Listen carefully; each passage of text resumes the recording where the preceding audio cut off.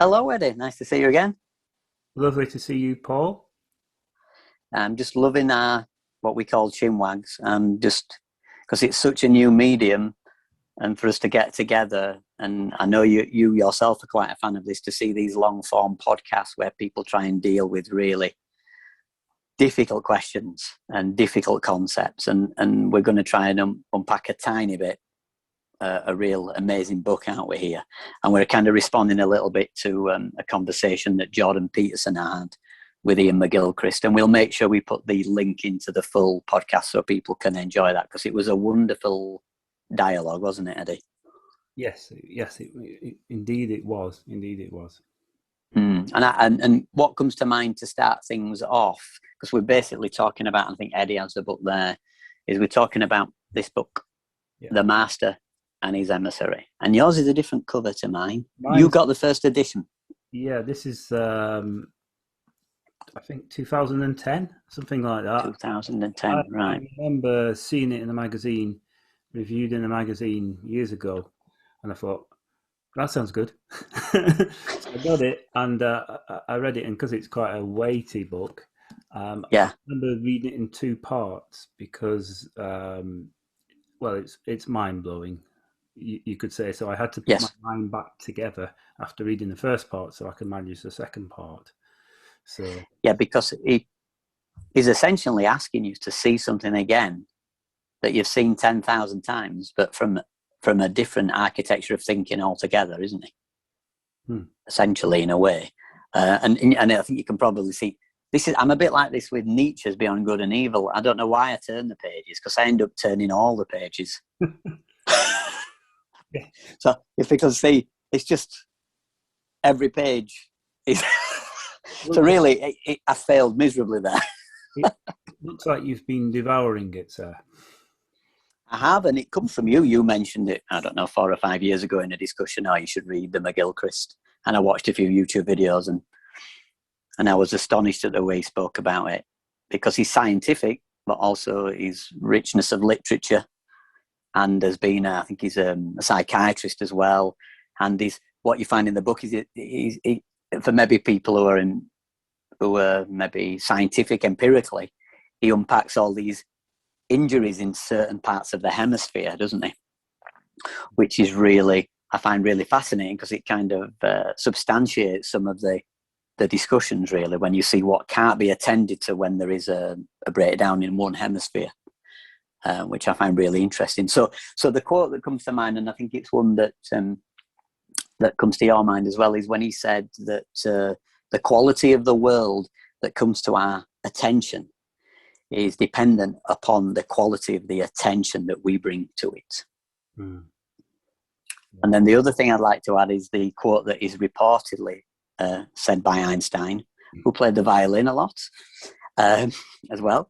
And he said, the intuitive mind, the right side, is the sacred gift, and the rational mind is the faithful servant. Yet we follow the servant and have forgot the gift. And so that's my little sort of introduction a bit, Eddie, to it. And maybe you could say a few things about some of the notes you made, and we can just stress how an important book this is, a life-changing book. What is it John Cleese says? It's the best book ever written. He's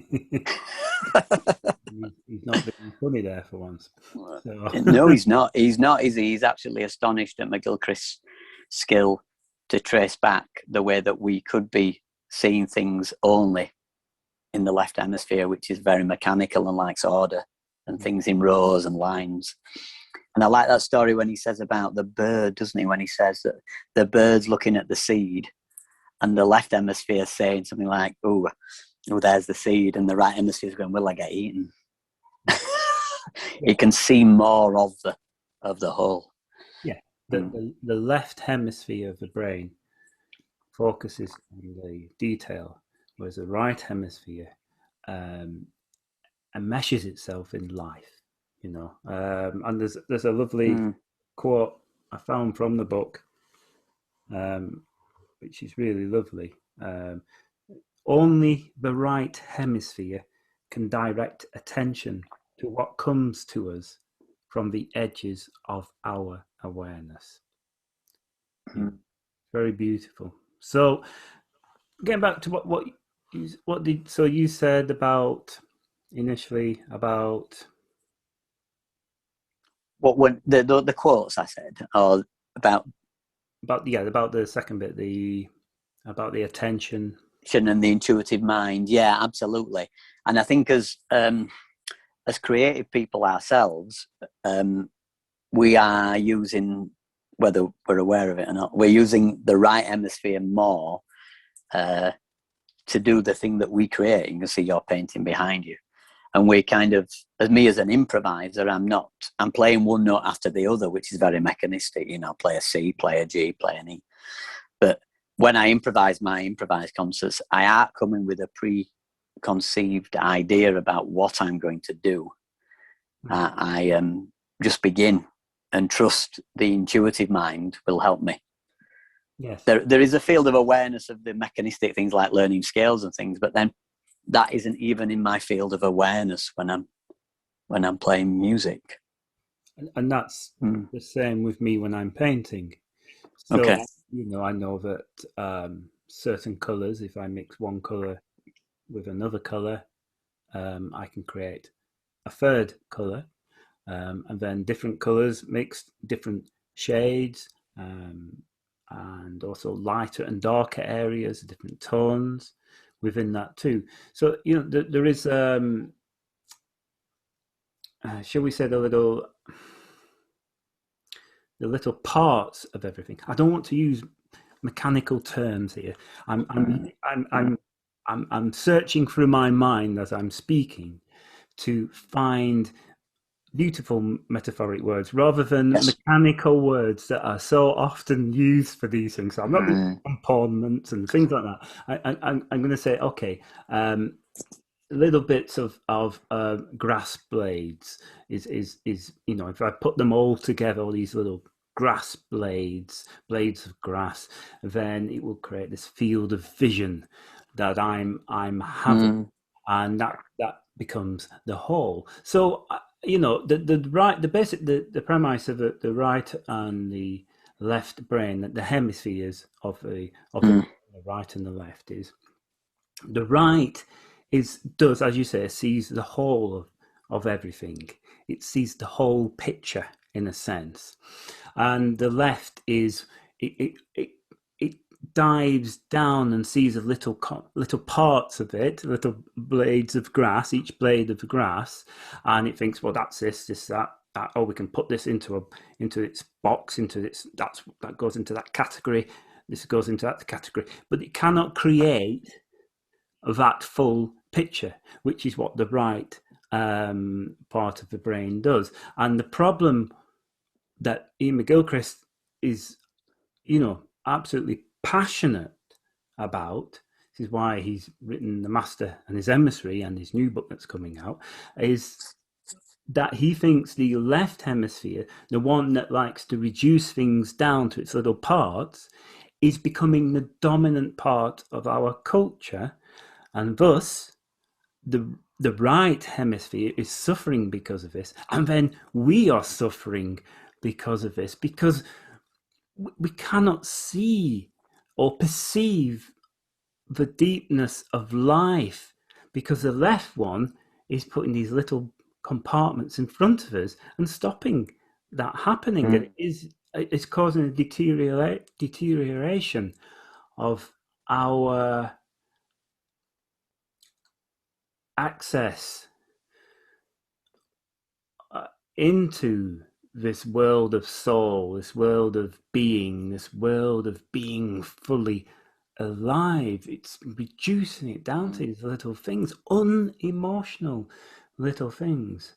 And emotion, as you will know, being a creative as well and a deep thinker, emotion is not some sort of flaky thing at all. It's not flaky. It's an essential it's an essential root of our lives. It's a living root into the earth of our lives.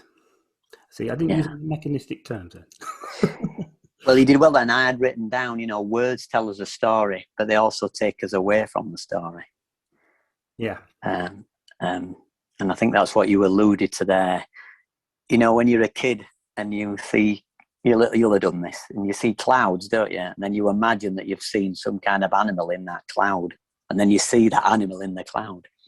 You're not fooled. You don't believe you've just seen a rabbit.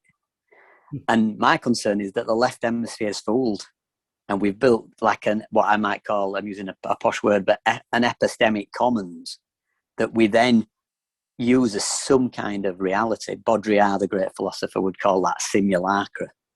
It becomes the truth. It is the bearer of the truth. But actually, it's not at all, but it's just become the new standard of the truth. And nobody else is allowed to step out from that and say, I can see something new for the first time.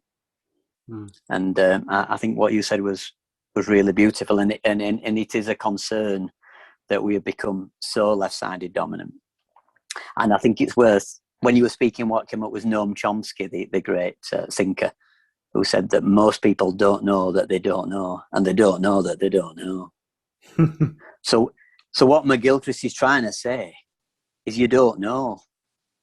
And so it's outside your container of experience. So when people are talking about the news and things, he's, in a way, I could use mechanistic terms, he's talking about a meta theory. He's saying, don't paradigm that. I like Arsenal. No, I like Tottenham. He's saying, what's football? He's saying, exit the domain and try and view your thinking from a different way of thinking about it, from a different place, which is what students do it when they do a PhD, but only do they do it when they do a PhD, possibly meta theory, where they use you talked about this a few days ago, the Hegel dialectic, the thesis, antithesis, I love jazz. No, I hate jazz. And you pit your worst enemy against your thinking and see if you can unpack it. But even then, I'm getting to what I'm saying now is still mechanistic. What McGilchrist is saying is something that can't be said with words, isn't it? Like there's Zen Buddhist who says, if I'm to speak the truth, I'm to remain silent. Yeah. Yeah. It's so difficult to speak to. I think, words are limiting. Language is limiting. And it's interesting to really learn about that and, funnily enough, to read more about that and to see that. So I think that's why we have to be very creative with the use of words. And I think McGilchrist loves poetry. I think that was literature that's what his initial foray into education was, and he taught. But poetry, and I think we might have alluded to this before in previous discussions, is not something that tells you how something definitely is, but it entices you and encourages you to look at something or think about something. It sort of entices you in, and then you can have your vision of whatever the poem is about. So what it does, it engages, it fuels, it stokes the fire of your creative imagination, and from that you can access these worlds. You can perceive things differently. This is why it unlocks this door in your mind, your heart, your soul, whatever, everything really. And it encourages you to go into this and to see it as though you have not seen it before, because we often, and this is a left brain thing, we often categorize things, and so we forget to actually see it. And then we just think, a tree is a tree, a stone is a stone, a river is a river, but they're unique, individual, living, breathing, dancing, moving things, So when you actually look at this, you go, my goodness, I've not seen that before. This is unique. This is stunningly beautiful. I'm moved. I want to participate in this life I see before me. And things like poetry, music, art, dance, movement, whatever, they enable us to be able to do that. And that, on the whole, is what might be termed a right hemisphere way of perceiving the world. What do you think on that? Beautiful. I think what you just said, and I like this phrase, that the artist takes you outside the category. Yeah. Yeah. The artist just takes you outside of that. What did Picasso say? Something like, all art lies, but it points to the truth. Yeah. Also, he spent his entire life trying to paint like a child. That's what he said. Yeah. So which is wonderful. Why would he say that? Because a child sees the world not in a naive way, in a primal way. Mm-hmm. A primal way. I think I've got a little quote that McGilchrist says about a child somewhere in the thousands of notes I've made. Beautiful. But I know that he mentions about the child. I'll just find it. The problem is he says so many amazing things, but I think it's something about the child to the age of 4 sees a world like that. It's more right hemisphere. I think it was up to the age of 4. A child, the right hemisphere dominates entirely. So they perceive the world in this beautiful way of everything for them. It's all fresh, it's new. They're not used to it. They're not used to seeing it, so they don't become complacent about it. And I know. And McGilchrist uses that word, doesn't he? Gestalt, the German word for this. Yeah. And there isn't an English word for that, is there? Really? And I know that because we've talked about this before. About what happens to a child when the child starts to go to school, starts to read in a sense, starts to be taught, goes through the education system, and then we're forever, in a sense, within this education system, and that can be part cultural as well. So, and I know this is really important to you because I know, for instance, you homeschool Miles, your child, and things like that. So, I mean, that could link in? Absolutely. I think trying to just teach one path of wisdom, which I'm not even sure if it is wisdom really. Yes, I am a rebel in this area. I believe we need a new kind of education system, because the education system is just the left hemisphere. And it's just about, it's not autodidactic. It's not about cultivating an epiphany so that you can see something yourself for the first time. It's not about that at all. It's about passing a test and then forgetting the things that you possibly learn. And I could speak to this a long time. When I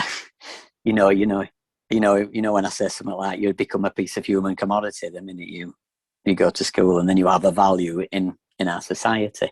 Might sound a little edgy, but you're then passing tests, and then you're then become egoic. You're then pitched against another student, and you have to do better than them, and you have to score more grades, and these things, of course, are just something that we invented. They're a constraint of the mind that says, I've got grade 8 pianos. When I said that to my piano teacher, he said, I've got grade 32.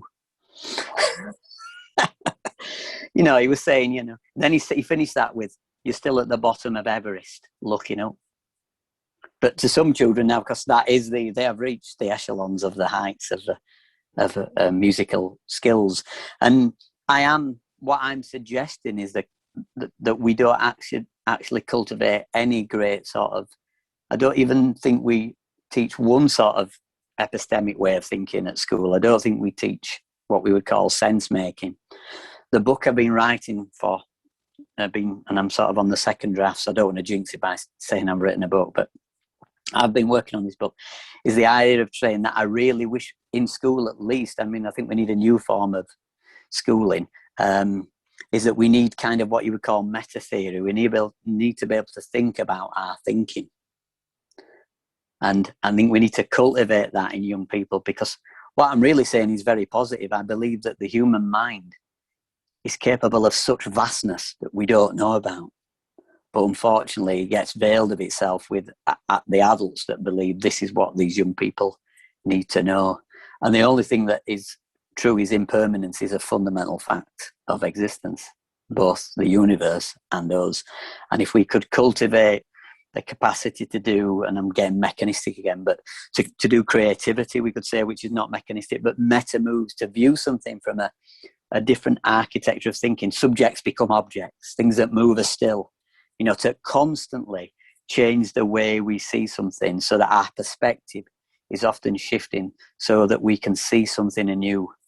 As Jordan Peterson says beautifully, for the first time. Like you've just alluded to, Piaget, the great child development psychologist, said that, like you said, between up to 4, kids don't see a cat and a dog. And I think Jordan Peterson mentions this, doesn't he? He says they just see a furry thing. Yeah. It's us that mechanistically divide that thing up into a category.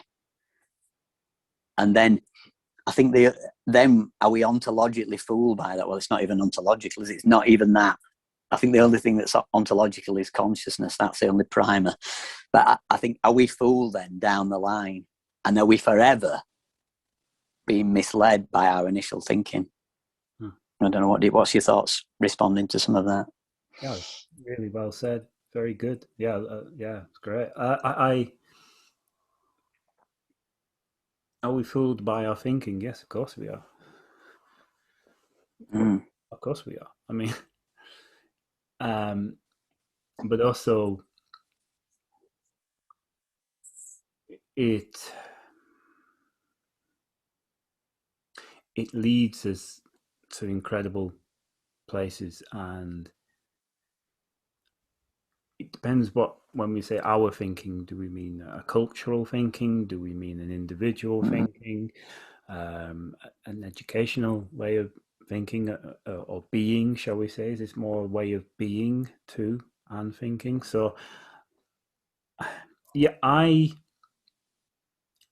like to question myself a lot on how I think and feel about things, because I know that I, in a sense, have made mistakes, do make mistakes, and will make mistakes, but those mistakes are part of my learning of how to be. So in them is a knowledge, it's an experience, and you don't always know something is a mistake till afterwards, in a sense. And then strangely enough, many years later, what we might perceive then as a mistake might have great knowledge in it that we remember, and there might be something that we've forgotten where we think, oh, I'll just cast this aside. So it's a very complicated thing, and this is why my explanation of it is slightly muddled, because it's a very hard one to work out. So my right brain is the only thing I can use in this to explain, not my left, because I wouldn't be able to. So no, it's do I think education is wrong? It's very hard to answer yes to that, because we can't just have wrong or right. There are many shades between as well. Do I personally think the school education helped me? I would say a very minimal amount. Do I think that education helps a lot of people to really perceive and understand the world? I would say a very minimal amount. Again, I would definitely say that. I think there's a lot of goodness in it. I do, but I think it misses a hell of a lot. It really does, and it does not give much importance to the creativity that a human being has in abundance. That is suppressed. That is seen as a secondary, or even, it's seen as almost pointless sometimes, which angers me, absolutely irritates me, and makes me want to, I don't know, smash things on the floor. In a sense, it creates an upsurge of anger inside me, because I'm seeing what we're depriving ourselves of. And I think McGilchrist has a very similar opinion, in a way, of reading his book, and also of his many and quite varied interviews and discussions that he's done. And he has a real passion. And I don't know if you noticed, but in the Jordan Peterson interview, which was recent, his body actions were incredible. I've never seen him so wound up, in a way, because he's quite you could say he's quite a gentle look to him, feel to him, and sort of almost like pipe and slippers type of look, in a way. He's very intelligent, but he does it in a very nice way. But in that interview, he was quite strong, and he was leaning in like this into the screen. He was tapping down everything. He was getting quite animated. Now, he's talking to Jordan Peterson, who's a brilliant person, but he often interrupts, and he often is quite strong on his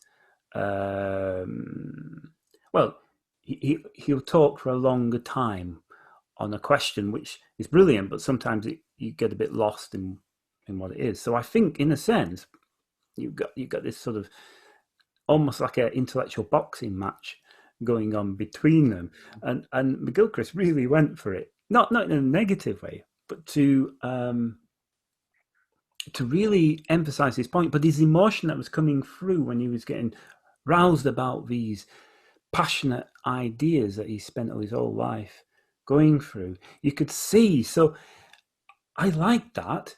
The guy's really intelligent. He knows a lot of stuff, and yet this passion is surging out of him, and you can see it in the physical side there too. I really, really love that. What do you think of that interview? Yeah, well, I mean, you said so many great things there we could unpack. It was really lovely, Eddie. But yeah, I think he certainly did bring. He was very passionate about it, and he also wouldn't let Jordan, interrupt him, which was really lovely. But just going back to a couple of points you made, which I think were just really, really important. Like we said, we alluded to earlier.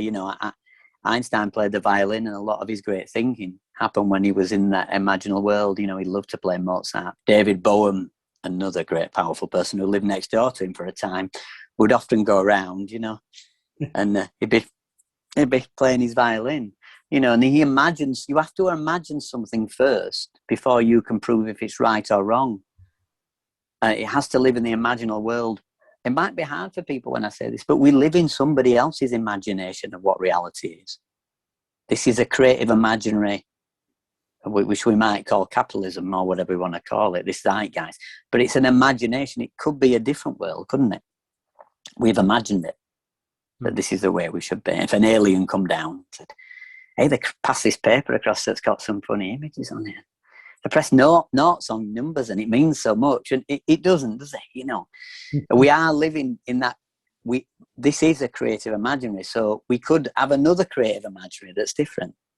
And what I wanted to raise was just the importance of creativity to inform the left side of the hemisphere. And I think that's what McGilchrist is really saying. He's not dissing science, because he uses so much of that in his book.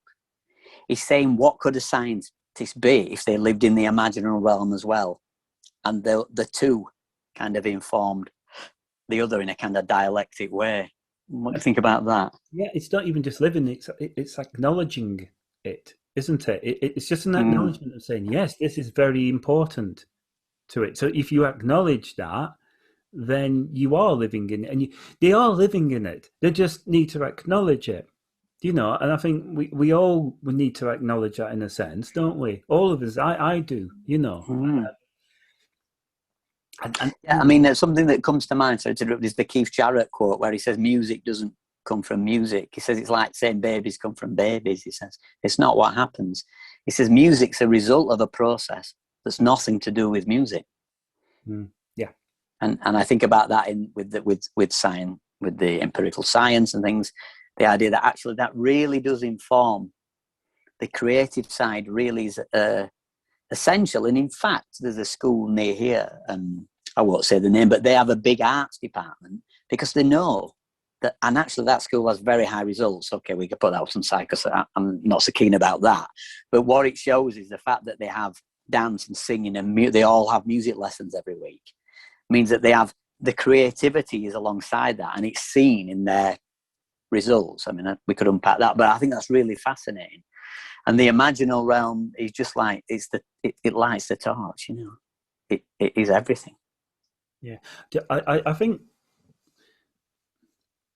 on that point, the creative point there, it's not just about being creative and creating something, a produce, shall we say, like a painting or a dance, a piece of music. But through that, it's a sense of self-inspiring and also inspiring others. And so what you do with that as well, you build yourself up. Okay, you give yourself more self-confidence. You have to work problems out by being creative. That's what being creative is. You have to work out, how do I do this? Yeah. You know, how do I get to that from where I am now? So that is problem solving. And you can't just use your mind in the sense of just a simple way of thinking through it. You have to trial and error. So you have to have experiences. And by having experiences trying to produce something, that builds your character up, doesn't it? It builds you yourself up. You've experienced something that didn't go right, say. What do? Do you give in? Or do you think, right, I'll just change it. I'll just come back a little. You know, so you go that way and it doesn't work. You just sort of come round and you go that way and it works. So you're forever sort of moving. You know, it's not a straight line. It's a spiral sometimes to get there. So what you're having to do, you're having to forecast into the future in a sense of where you're going to go when you hit some sort of blockade. You have to work your way over it, through it, and try, and then going through that, you understand what happens in that, but you understand about yourself and you develop yourself, and it connects you deeply with other people as well, even if you're just doing something on your own, because you learn so much and you connect deeply with life, and so you perceive and understand things with such a broader mind and a bigger heart and a larger soul. Beautiful. Yeah. You do. You create yourself as you create, don't you? Yeah, and you know, whatever religion people may be attracted to, you know, we should create in this creation. It's like giving back. We are here on this spinning ball, and I think it's our job to create something within this creation. Like give it the ultimate giving back, you know. Yeah, and the sense of the sacred is within the creativity. This is where all these sacred wonders. I mean, you think about I think about the art, thousands upon thousands of years of artwork, which we can still see and experience. So yes, absolutely incredible. So I just like to get back to that. The Jordan Peterson thing. I know I love having these dialogues because we'll have something and we pick up a point and we need to go into there and then we need to come back. I love that. But what did you think on that sort of dynamism between the two when they were discussing, and what other thoughts perhaps do you have and things that you took from? Right. Okay. Yeah. Well, I mean, like you say, I think one of the things, because Jordan Peterson's amazing, and it's just wonderful that he's back after he was so unwell. And his thinking's getting sharper and sharper and sharper, you know. And I haven't read his new book, but I read the last one, you know, the 12 Rules for Life. And it's wonderful. He weaves great thinking in, from Piaget, the great child development psychologist, to Nietzsche, you know, and he has some really beautiful ways of putting something across that could be understood. You know, I said to you before, I think he's kind of like for certain people who maybe don't have that with their family, although they love their family, he's like a father figure that maybe didn't have this kind of titan intellectually. And there's people who don't know Jordan Peterson, and I'm sure there's people who don't. These epic biblical lectures he's done, you know, the discussions about Piaget, the great child development psychologist. These are just fascinating. And I know what you're saying, and I think there is, trying to grasp the words that are right. I think he's not quite understanding exactly where McGilchrist is coming from. I think McGilchrist quite found it a bit tricky maybe to unpack with John Peterson about the divine and the sacred. And so I'm really interested to hear this last chapter of his book, which I think is called The Sacred, or something along that lines. But a very, very powerful conversation, and I found it very thought-provoking. But as for the dynamic, yeah, I think McGilchrist was strongest I've ever seen. Yeah. So, but that's great, isn't it? That an intellectual conversation like that. I mean, we seem to think of intellectual conversations as being perhaps in a way abstract, almost dry, you could say, but that's far from the truth. These are great discussions, great dialogues where, you know, you might have people with very opposing viewpoints, but what you do in a dialogue, you don't just give your argument and then the other person gives their argument, you give their own, and you don't really listen to the other person. What a great dialogue is about listening to someone with different viewpoints and understanding from their viewpoint, and then that can help you see not only their viewpoint stronger, but your viewpoint stronger. And you can then develop it as well. And then you can help the other person develop it too by listening, because that other person might say something and they might say something, think, do I really believe that? Or was I just saying that then because I was opposed to someone? It was like, you know, was it like almost like a reaction in a way? So a great dialogue is essential. And there are many that are happening actually. Now we've got this medium, and that's what happened with the Peterson McGilchrist one there too. Very interesting personalities, very very different personalities too. I mean, we're talking about the right and the left brain. So the right and the left hemispheres of the brain. So in the sense, I saw them. I think I mentioned this to you before. But so remember, the right hemisphere is, shall we say, the more the creative, the whole, whereas the left hemisphere is looks more the particulars and the details. So I saw them both standing in the centre, and they both had one leg on the central line, and I saw McGilchrist with one of his legs in the right side, and then one of his legs on the left side. They were just in, you know what I mean? So they weren't at the extreme, shall we say?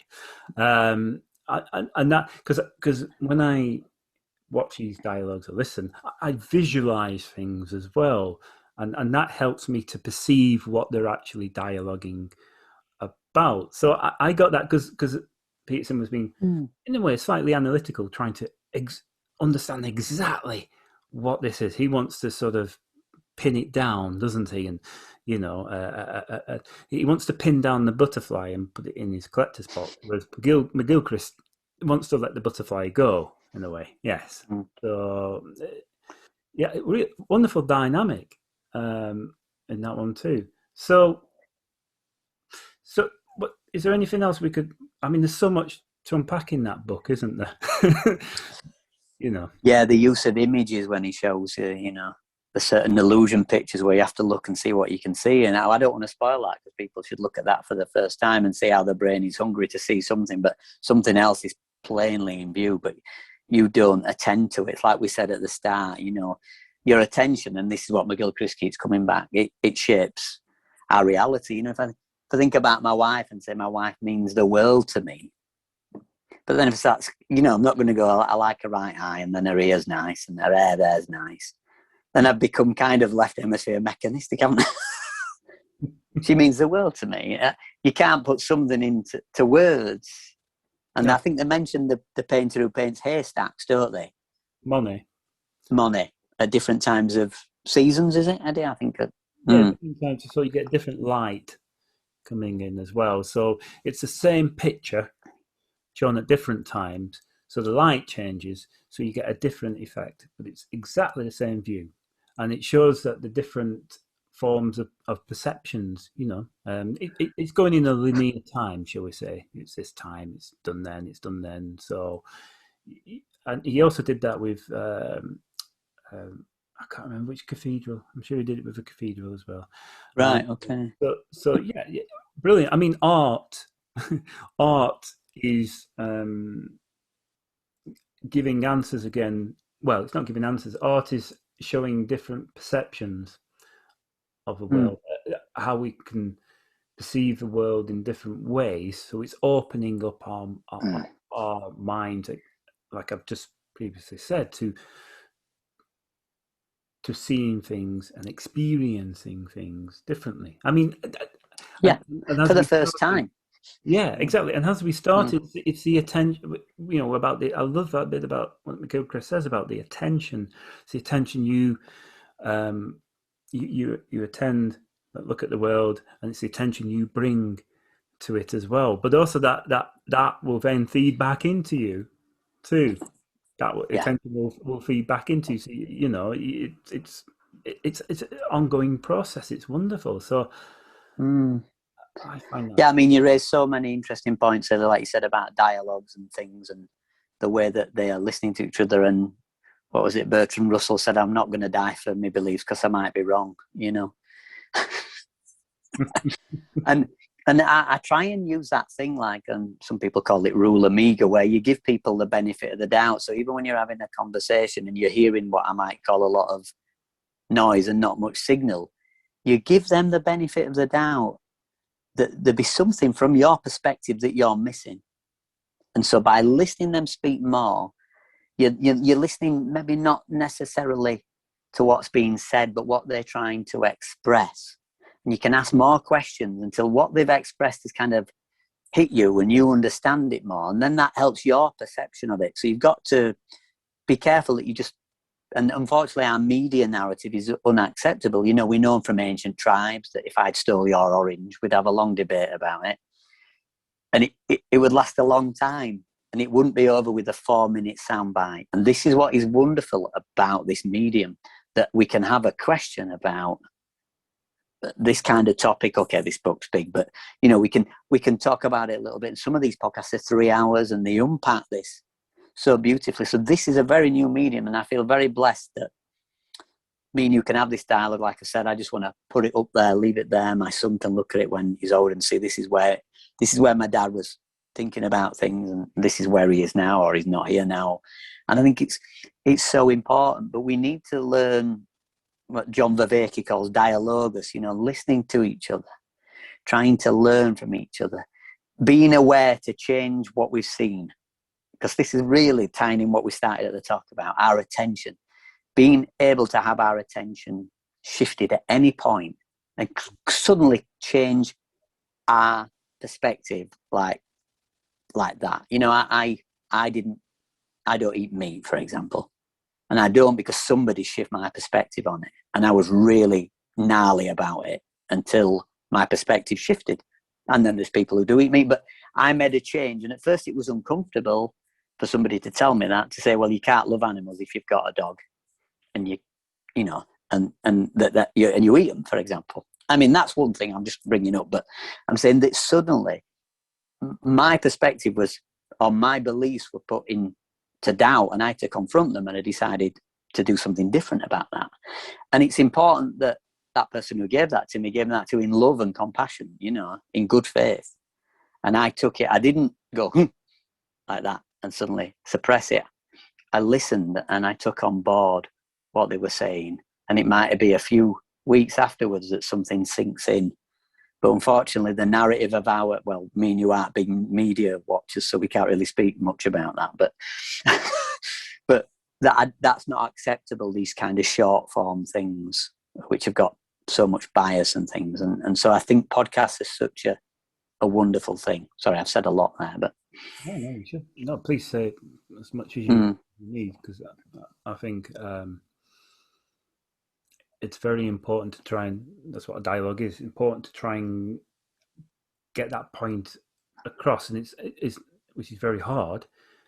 And if you try and do it in a very short time, as you said, we're a mainstream media thing, it can't get it across. I mean, it's, you know, we automatically judge, don't we? So there's all these sayings: don't judge by appearances, and, you know, and overreaction, and there's all these things, and I think it's very easy to quickly go into a reaction and to quickly judge, to not listen to a viewpoint that isn't yours.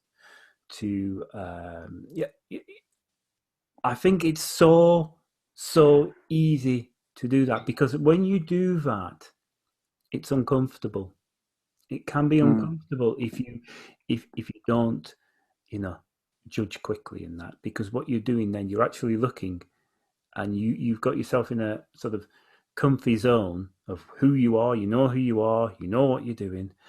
And if you start to see something outside of that and start to try and understand it, give your attention to it, you get uncomfortable, because it's challenging the paradigm of your life. It's challenging what you have put yourself within. And yet, when you realize that uncomfortable feeling is actually self-knowledge and deep knowledge and attention of the world, that this is, you know, when the right hemisphere sort of says, oh, you need to look at this, you need to look, then you go, oh, wow, and you sort of have to rebuild parts of your life, but actually the building process of it is beautiful. It's like creating the painting, you know. Yeah. It's not a bad thing, it's a good thing.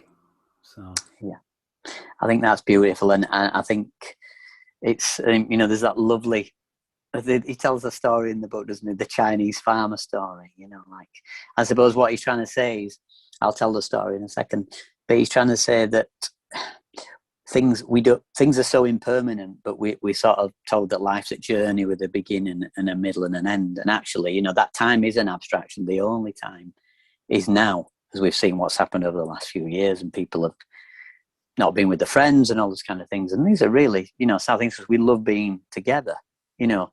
And but you know, going back to Ian Barfield, he said that I don't know should be one of the highest virtues. But we mechanistically want an end game, to quote Marvel. You know, we want something to have an end. But what McGilchrist is saying is, we don't know. And I love this idea, sorry, I'm slightly off, but I love this idea that he said if he was in government, he would have an invert department, which would do the opposite of any choice that the government made. Because he believes the left hemisphere is hungry for something that's not good by the evolution of consciousness. It's gone a certain way, so its choices, it's not good at making choices, because, as Chomsky says, it doesn't know that it doesn't know. But the Chinese story is, do you remember it? No, do tell. The farmer. So the Chinese farmer's got a horse, and then one day the horse goes missing, and everybody in the village goes, "That's bad news." And he goes, "Maybe, maybe not." And the next day the horse comes back with another horse. They all go, "Hey, that's good news." And he says, "Maybe, maybe not." The day after that, his son goes out on the horse, comes back, he's broke his leg. And they all go, "That's bad news." And he says, "Maybe, maybe not." The day after that, the conscription officers come to take his son away to war. He can't go because he's broke his leg. Everybody in the village says, "That's good news." And he says, "Maybe, maybe not. And I remember McGilchrist is trying to say that, you know, this impermanence, and that we don't, the mechanistic left hemisphere tries to line all these things up in order. And actually, if we just sat back and just were more in touch with this intuitive mind, then the way we attend to reality could be different. And I mean, he's really hinting, Eddie, isn't it, that, of course, it sounds harsh to end our conversation around this, but he's saying that we simply can't be this human being anymore. Yeah. That's what he's saying. He says Daniel Schmachtenberger, who says things honestly, says that we're inexorably self-terminating. And we will be the destruction of the planet if we carry on being the way that we are. And that means you have to attend to it and see something again for the first time. You know. But I do believe if we can cultivate an epiphany in the right side hemisphere, I do believe the human mind is capable of so much more. And we can see that in these exceptional, you know, Nietzsche, 1 in a billion mind, for example, or whatever. We can see these cases, but I think there'll be much more of them if we could just let young people cultivate the creativity, the imaginal world. And that would inform both sides. So, well, the left hemisphere more, but would make the world a richer and more beautiful lived experience. It's not a case of finding the wild animal in the wild. It's a case of letting it out of the cage, isn't it? Because we put it there. Yeah, we veil ourselves of ourselves. The powerful Barfield phrase is, you know, he says it, doesn't he? I don't believe the mind exists in the brain. I think what we would say to everybody is that we've scratched the surface. It's a must read. If you are all inquisitive about the state of our society and the way that we attend to things and see things, such as the media and politicians and all those kind of things, McGilchrist in An Astonishing Mind, and this new book, what's it called, Eddie, the new one he's written? It's going to be out soon. The Matter with Things, I think it is. I think it's October when it comes. October, right. So look, people, if you haven't already, you need to read this before you then read that, because it's taken him a long time, and apparently this book's longer than the Bible, so I'm going to need a lot of lie downs after I've read a few sentences. You need lots of cups of tea, and I'll need lots of cups of coffee. Absolutely. To plough through it, but I also. Yeah, was there any closing thoughts that you'd like to bring up, Eddie? You know, look, I mean, I also encourage people to read it. I also encourage people to be creative, because they are creative. People are creative already. So a really simple thing is not to feel judged. Don't feel judged, and just be creative and play. Play is, I think, is key and essential. Just play in whatever medium you want to do. Just play, and then as you play, then you can start to consider it and attend to developing skills with that. But initially, play, because what's happened through education, all sorts of things with the left hemisphere, it's clamped us down. So we need to psychologically get rid of that clamp by play, first and foremost, and then learn the skills of the creative medium you love. That's what I would say. I think that's a beautiful note to end a conversation that could be a conversation of a conversation, and go on and on and on, Eddie. That was wonderful. Lovely to talk to you about this. That was a fantastic chat, Paul. Brilliant. And I encourage people to have a look at our other dialogues, and also check out the links that we'll put below on seeing more of McGilchrist and the Jordan Peterson and McGilchrist dialogue. I really recommend it. So yeah, absolutely. Great. All right. Well, lovely, Eddie. I'll see you for the next chinwag. Definitely. All right. See you again soon, Eddie. Lovely to see you. Bye for now. Bye-bye.